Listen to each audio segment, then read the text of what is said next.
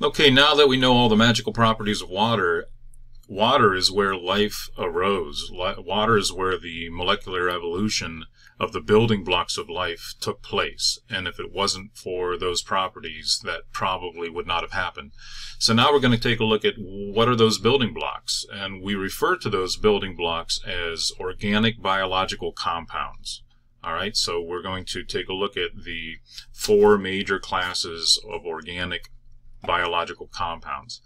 And what we're looking at here is a strange representation of glucose, which is my favorite organic compound because it is made by plants and it is eaten by, well, so let's say it's made by producers and it's eaten by consumers, and it powers life. Basically, most organisms are using glucose and breaking down glucose in order to power their life.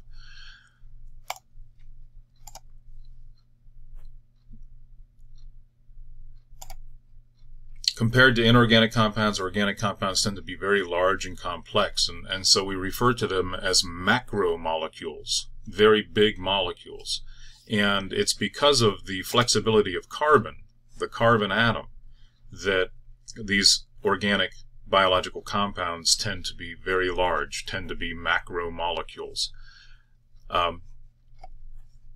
Carbon can form more bonds with itself and other elements than any other element. So it's very flexible.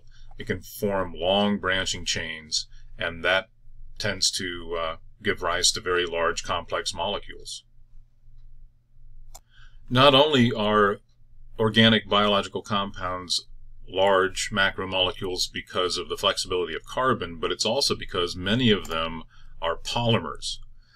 So most organic compounds, those macromolecules, are polymers, which means that they are long chains of repeating units that are simply bound together in long chains, long branching chains, and that ends up producing a very large molecule.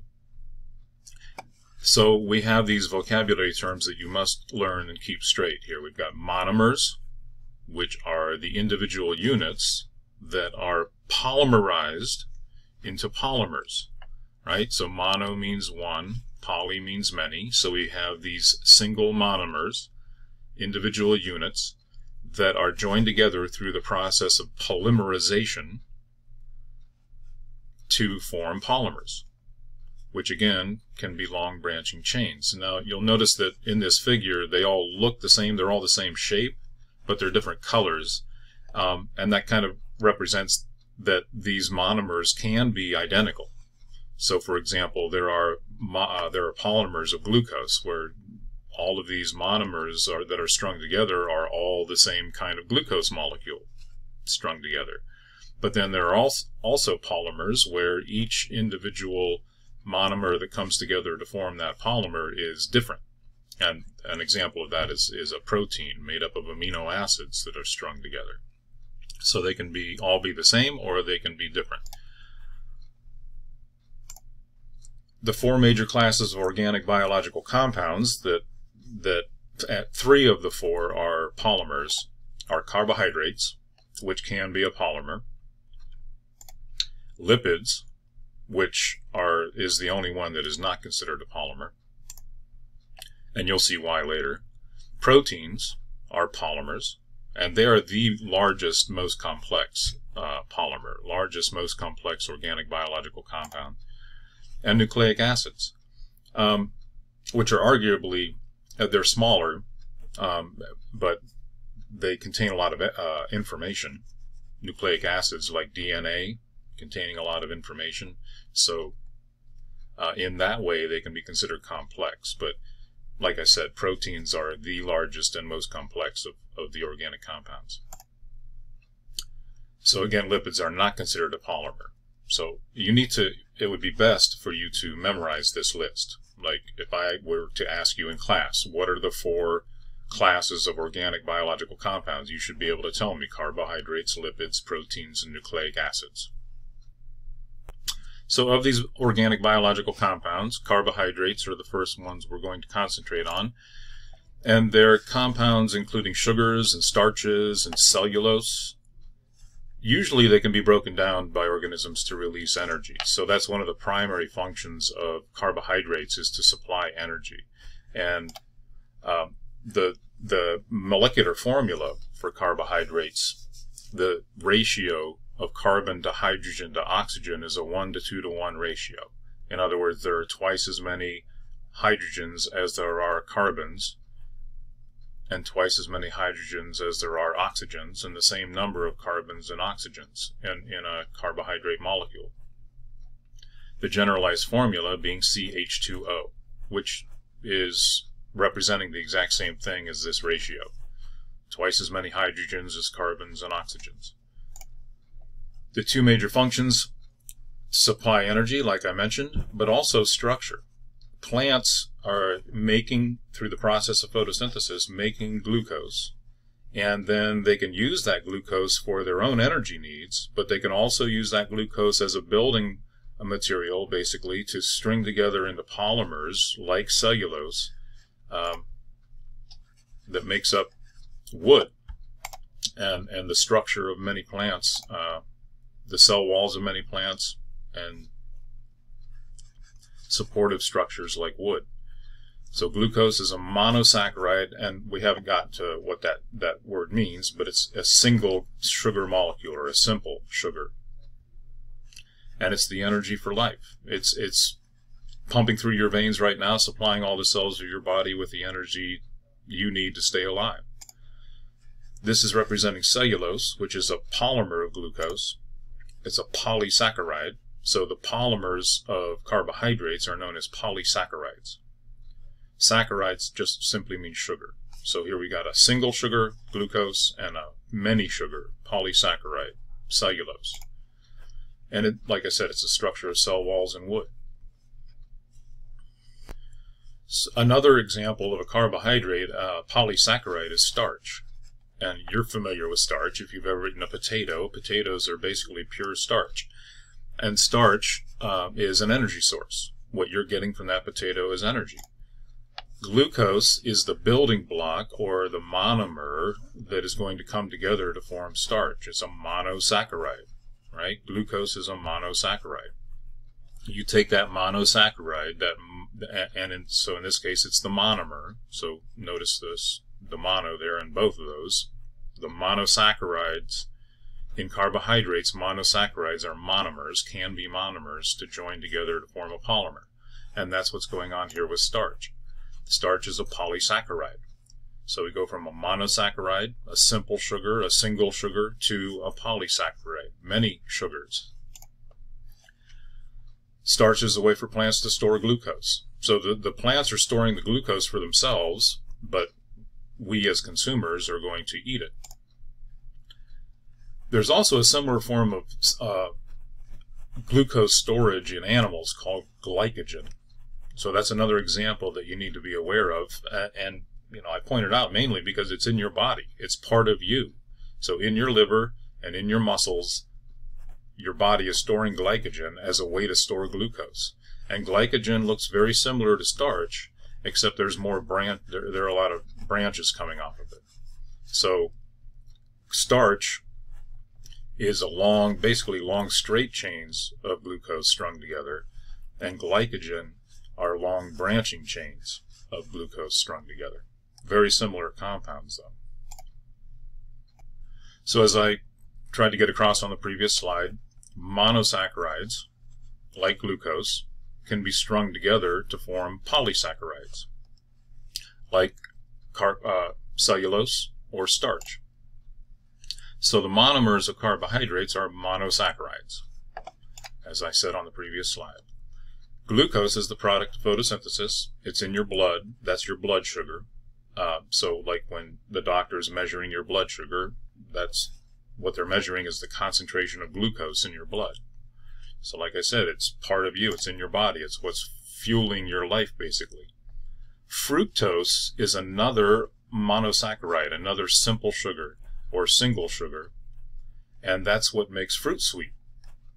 So that kind of makes sense, right? Fructose, the name kind of goes with where you find it. Galactose is found in milk as part of lactose. which is a disaccharide. So we have monosaccharides, which are simple sugars or single sugars, mono, like glucose, like fructose, like galactose, but galactose participates along with fructose to form a disaccharide, and a disaccharide is two monosaccharides bound together. So sucrose is an example of that, which is table sugar. It's a disaccharide of glucose and fructose. So you just take one molecule of glucose, one molecule of fructose, bind them together, and that's what forms sucrose, table sugar, what you might have sprinkled on your cereal this morning. Lactose is a disaccharide of glucose and galactose. So one molecule of glucose, a monosaccharide, one molecule of galactose, a monosaccharide, bound together, that makes a disaccharide that is lactose. And if you're lactose intolerant, you can't drink milk, it's because you can't break down that lactose. You can't break the bond between glucose and galactose. You're missing that enzyme that's responsible for doing that. Polysaccharides are more than two monosaccharides bound together. So there's no such thing as a trisaccharide. We don't consider trisaccharides. So there are monosaccharides and disaccharides and polysaccharides, like starch or cellulose. Those are polysaccharides. So like it says here, starch is a polymer of glucose found in plants to store energy. Cellulose is a polymer of glucose found in plants making up their cell wall, and wood, for example, structural components. And it's the most abundant organic compound on Earth, because if you think about it, if you think about all the plants in the world, all the cells of all the plants in the whole world are surrounded by a cell wall. So that makes cellulose the most abundant organic compound on the planet, organic biological compound on the planet. Also note, before we go on to lipids, that they all end in ose. The names of all these carbohydrates ends in OSE, ose. So that's a clue that you're dealing with a carbohydrate. So remember that. That's going to help. You know, these generalizations can really help you when you're answering questions on a test, for example. So that's everything you need to know about carbohydrates. So now we're moving on to lipids. Lipids are comprise fats, waxes, oils, and steroids, right? So there are four different categories of lipids: fats, waxes, oils, and steroids. They're composed mostly of hydrogen and carbon, so we refer to them as hydrocarbons. As a result of being mostly hydrogen and carbon, they are not polar, so they're non-polar organic biological compounds, and therefore they do not interact well with water, which, if you'll recall, is polar. And compounds that dissolve really well in water are polar. Well, lipids are not polar, therefore they do not dissolve well in water. They're insoluble in water.